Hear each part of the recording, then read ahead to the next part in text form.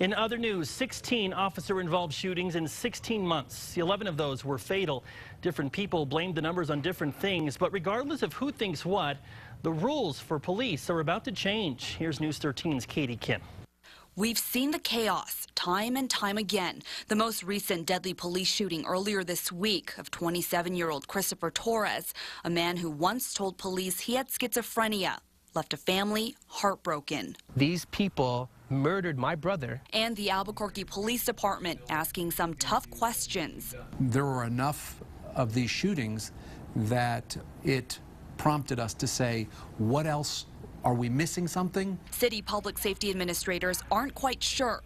They are confident that all the shootings were justified, but because of the number of assaults against police, they're now requiring all sworn APD officers to complete an additional 8 hours of training on top of the 40 they get out of the police academy. Darren White says the goal of the extra courses is to teach officers when to shoot, not how. It's a decisional training simulator.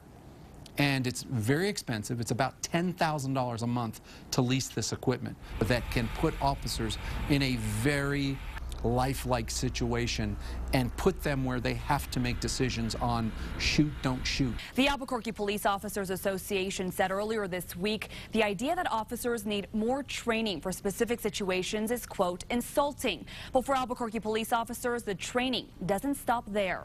All I knew was that my brother had a gun to his head and he was shot and killed. Jonelle Ellis is the older sister of 25-year-old Kenneth Ellis III, an Iraqi veteran suffering from PTSD who was shot and killed by police last January when he refused to drop a gun. Jonelle says if officers had additional training to deal with people with mental illnesses, her brother's death, Christopher Torres' death, and many others could have been avoided. They get that 40 hours and then that's it. Until now, a recent law signed by Governor Susana Martinez would require every law enforcement officer in New Mexico to take a 2-hour crisis intervention course once every 2 years. The refresher training would be geared specifically for dealing with people with mental illness. The idea is how to intervene. People are in crisis. What are we going to do about it? Both families and police hope the added training will be the difference between lives saved and lives lost. In Albuquerque, Katie Kim, KRQE News 13. Darren White, the city's public safety chief, says the additional 8-hour training for APD officers will take place in about 4 to 5 weeks. Current sworn officers across New Mexico will have until July of 2012 to complete the 2-hour crisis intervention training.